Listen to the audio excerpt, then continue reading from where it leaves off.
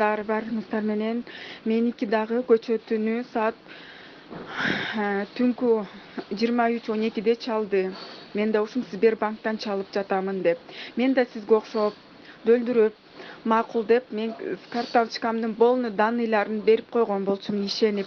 Бир маалда ушундай номерлер келет, 5 номер келет, мага айтып туруңуз деп.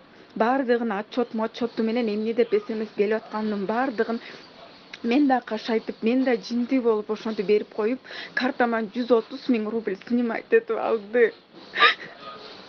Эмне кылышымды да билбей атам. Мен да Сбербанкка барсам, өзүң бериптирсиң деп койду. Эмне шордукка келдик ай. Assalamu alaikum. Мекендештер, кыргыз элим. Тынсыңарбы, амансыңарбы? Чарчабай иштеп жүрөсүңөрбү? Туугандар, биз силерге бир кабар берип коеюн дедим эле. Азыр менин бир Сургутта бир акеме атын айтпай эле коеюн. Ошого банктан деп чалыптыр. 2-3 күн болуп калыптыр. Бир чужой эле номерден чалып, биз сиз банктан бонус подключен экен, 8 000 утуп алыпсыз. Ошону номериңизди айтсаңыз, карта номерди деп анан бу билип калыптыр дагы. Подождите, сейчас я банк скажу, банкка позвоню, потом десе через 5 минут перезвоните, телефонду коюп коюптур.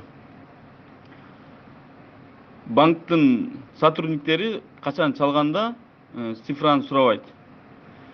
Айтат, акыркы 4 цифраны айткыла дейт.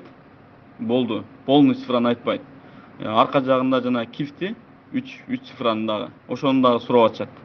Аны дагы айтпагыла. Банктан деп чалдык дегенде сразу эле өчүрүп койгула, картаңардын 16 цифрысын бербегиле. Ошо бул азыр кече да бир эжешадан келди эле бир ушундай нерсе. Азыр мына Сургутта иштеп жүргөн бир тууганыбыздан келди мага. Шуну кабар берип кой, сөзсүз, кечиктирбей деп. Ошо абайлаңыздар туугандар, Менет менен иштеп атканда ошо мошенниктерге акчабызды берип койбойлу. Бул кабарды бардыгына таркатып койгула туугандар Сургутта, кантаңарда, группаларыңарга.